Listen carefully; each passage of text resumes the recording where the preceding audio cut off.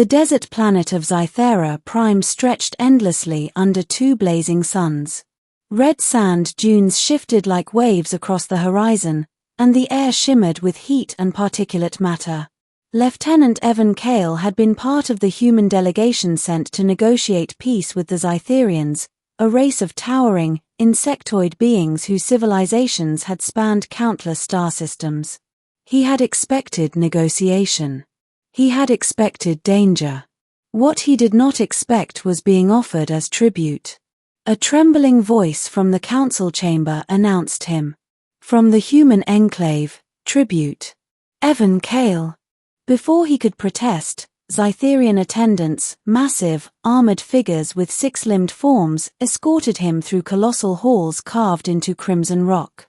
Every surface glimmered with embedded crystals, reflecting light in disorienting patterns. The air vibrated with low-frequency hums, resonating from the energy of the Queen's domain. At the heart of the chamber sat the alien Queen, her throne rising like a jagged mountain of obsidian and gold. Her presence was magnetic, terrifying, and impossibly beautiful. Two sets of multifaceted eyes regarded him as he was pushed before her. Her wings, delicate yet massive, shimmered with ethereal colors beyond human perception. Evan swallowed. He had trained for hostile environments, hostile species, but nothing could have prepared him for her. Tribute, human, she whispered, her voice a resonance that seemed to vibrate through his bones. Impossible. Beginning, the tribute. The attendants stepped back, leaving Evan standing alone in the chamber. Every instinct screamed at him to run, to hide, or to prepare for death. But her eyes, brilliant amber, shifting through the spectrum, held him in place. Why have I been offered?" he asked, his voice quivering. The Queen's head tilted slightly. "The leaders of your enclave believe your species possesses potential, strength, ingenuity. They offer you, as a token, of peace." Evan's heart raced. "A token? You mean, sacrifice?" She leaned forward slightly, her wings humming in response. Perhaps not. Your presence here challenges expectation. Humans are unpredictable." Her voice was soft, yet it carried authority that made the walls themselves seem to quiver. Evan realized that she wasn't just powerful, she was aware in ways humans could scarcely comprehend. "Impossible," she whispered again, almost to herself. Evan hesitated. "Impossible? What's impossible?" Her gaze sharpened. "You, human, should not have survived Zythera Prime. Not without guidance, not without the trials that await you." Evan swallowed hard. He had come to this world expecting negotiation, perhaps hostility, but survival was never meant to be this immediate, this personal. The trial. Over the following cycles, the Queen allowed Evan to remain in her presence, not as a prisoner, but as a participant in a series of trials designed to test human adaptability, courage, and ingenuity. The first trial was physical. Evan was placed in a chamber filled with shifting terrain, lava fissures, crystalline spikes, and floating energy fields. "You must cross," the Queen's voice echoed telepathically. "Survive, or perish." Evan's training in survival skills and his experience in off-world environments helped him navigate the deadly terrain. Each step was calculated, each breath measured. And when he stumbled, a faint telekinetic force, a subtle extension of the Queen's will, stabilized him, guiding him forward. After the trial, he knelt, exhausted, and looked up. The Queen's eyes studied him, shifting from amber to violet. "You endure," she murmured. "Human, unexpected. Impossible." Next came a trial of intellect.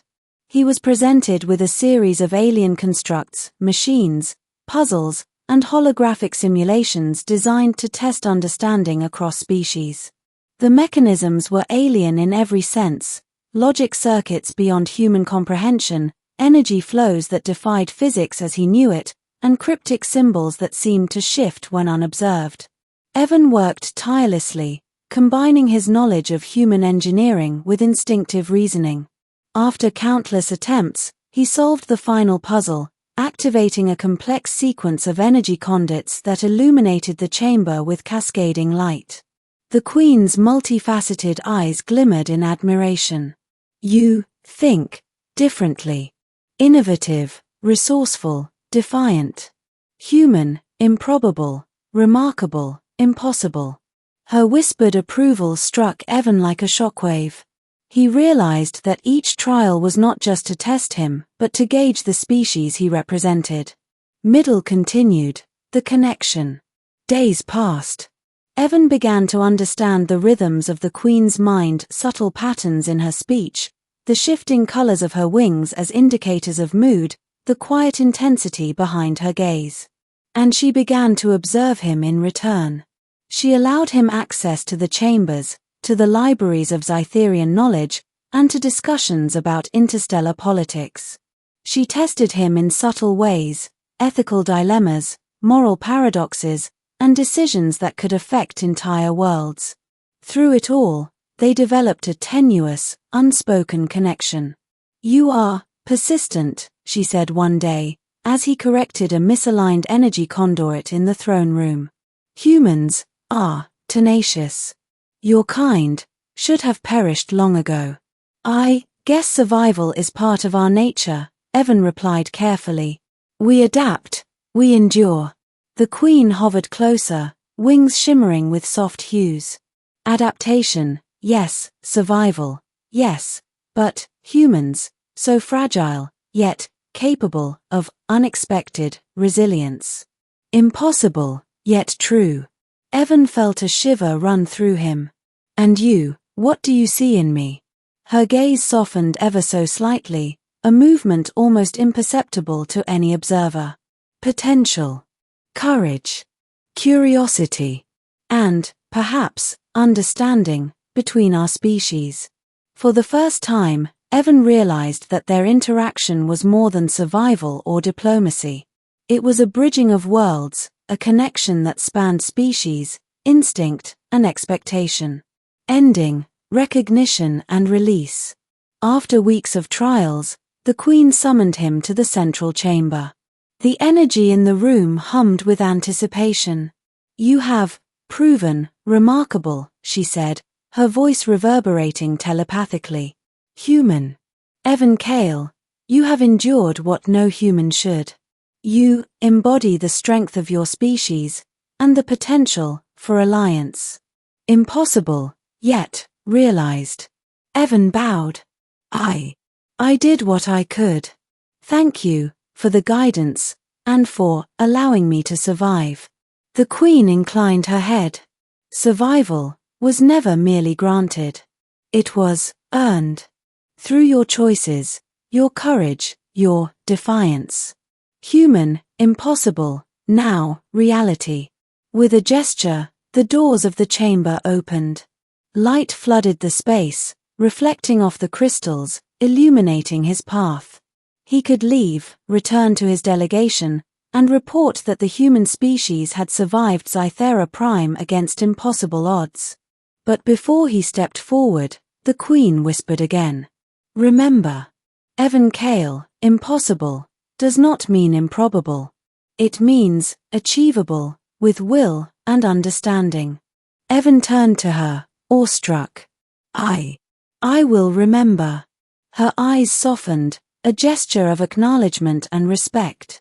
And then, without another word, she retreated to her throne, allowing him to leave the chamber. As he stepped into the sunlight of Zythera Prime, Evan felt transformed.